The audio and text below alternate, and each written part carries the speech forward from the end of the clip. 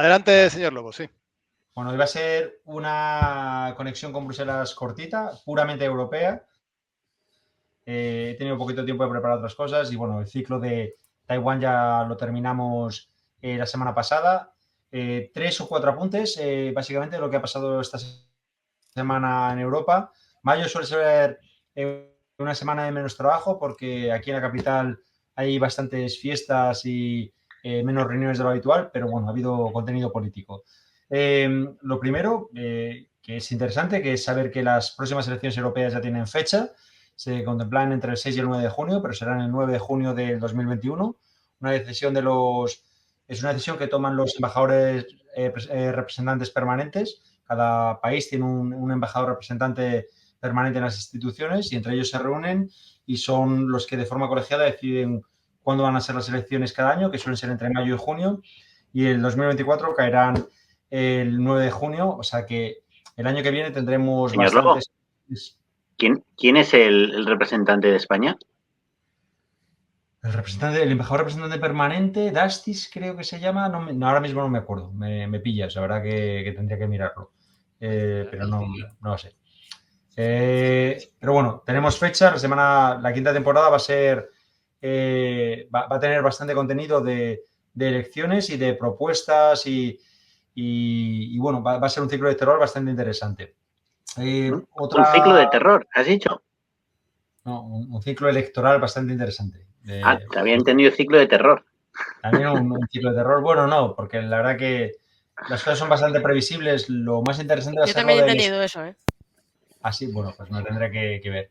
Lo más ¿Puede interesante va a ser, ser lo del... ¿Puede ser Marcos Alonso Alonso? ¿Puede ser? Sí, Marcos Alonso, exactamente, sí. Marcos Alonso, exactamente, sí.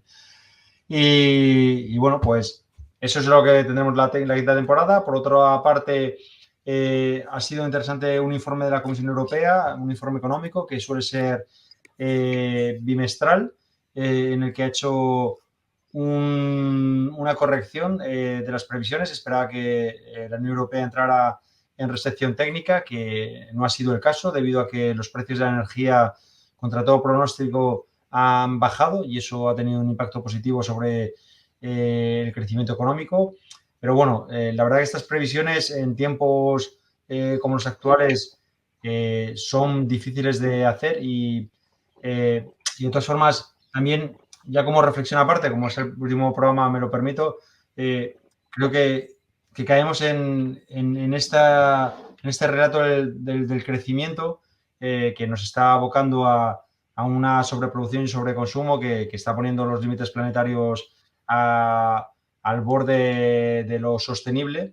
Pero bueno, aún así seguimos con esta lógica capitalista yendo hacia el precipicio cada vez más rápido y a la Comisión encantan estos informes bianuales siguiendo este dogma económico del crecimiento por encima de todo. Pero bueno, eso es un dato a tener en cuenta que ha pasado esta semana. Otro elemento importante son las elecciones de Grecia, que tienen lugar este domingo. El principal candidato, que es el primer ministro desde 2019, que es Mitsotakis, del Partido Popular.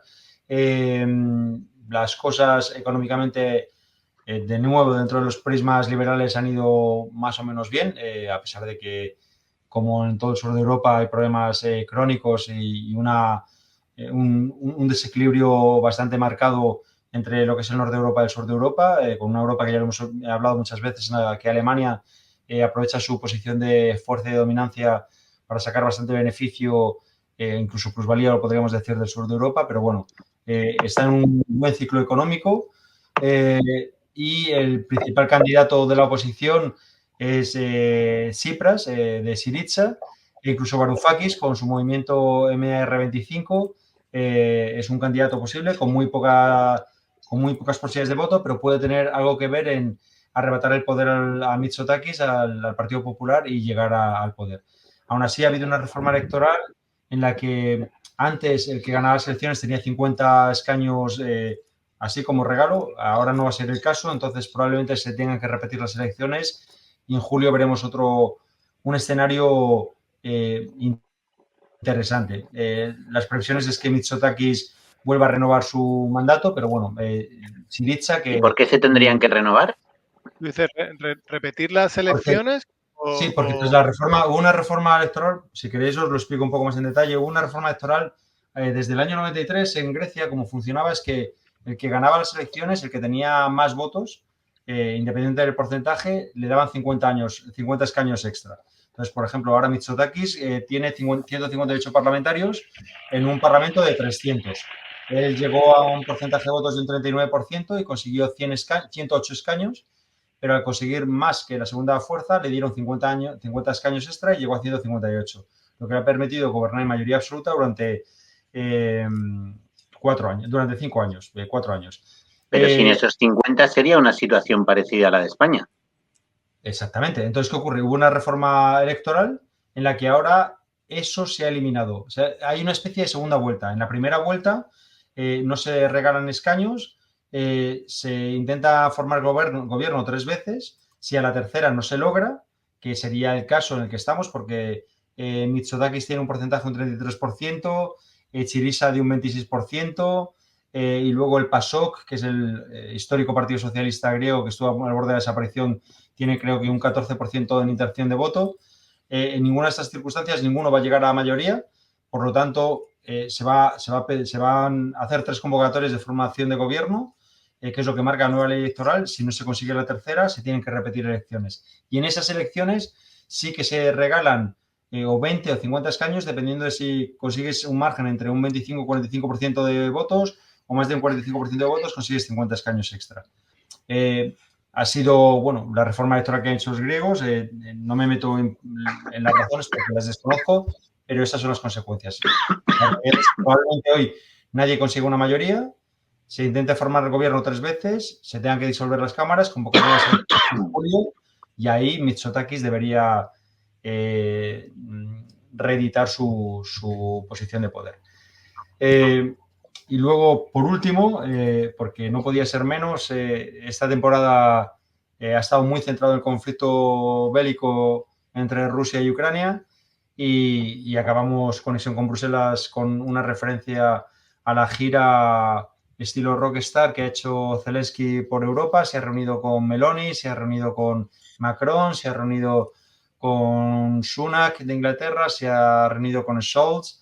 Se ha reunido, ha sido un invitado a la reunión del G7, se ha reunido con los estadounidenses, ha sido una gira internacional que parecía Bono, pero no pedía paz y amor y música o rock and roll, sino que pedía F-16, esos famosos aviones norteamericanos que parecía anatemático hace 2 meses, parecía que era algo inviable, que era otra de las líneas rojas que nunca se cruzarían, y parece ser que otra línea roja que se cruza, otro cavarnos en un hoyo cada vez más profundo. La lectura es que obviamente Rusia está ganando la guerra de momento, aunque no se quiera reconocer, pero la está ganando, para desgracia de los ucranianos, para desgracia de los inmigrantes, o sea, de los migrantes, para desgracia del pueblo que paga las consecuencias de una invasión ilegal, pero Rusia está ganando la guerra, y esto hace que la movilización de Occidente esté escalando un conflicto bélico que está lejos de la única solución viable, que son negociaciones de paz. Y con esto cerramos la temporada. Bueno, y mucho me da que al principio de la temporada que viene, Conexión con Bruselas empezará hablando de más escalada y más espiral, probablemente, porque es que no hay, no sé, yo no veo un fin, por lo menos. Muy bien. Hombre, hay una cosa. Vamos. Hay una cosa, yo creo que no hay nada que le guste más al señor Lobo que escalar, o sea que normal. Sí, este era un chiste interno. Sí, por ahí van los tiros, ya que me permite una licencia, ¿no? Muy bien, Conexión con Bruselas, como cada temporada en Muévete a tu bola. Terminamos. Muchísimas gracias, señor Lobo. Creo que nos dejabas en este punto, así que... Me retiro. Un placer a todos. Nos vemos en septiembre. Disculpar que estoy un poco cansado hoy, pero seguimos al pie del cañón. Esto es otro guiño retórico a ti, Aitona. Seguiremos al pie del cañón en septiembre. ¿Por qué? ¿Qué tengo que ver yo con los cañones? Oye, te esperaba más sagaz, hombre. Cañones y guerra, pues ahí estoy, al pie del cañón. Venga. Muy bien, amigos y amigas. Gracias, señor Lobo.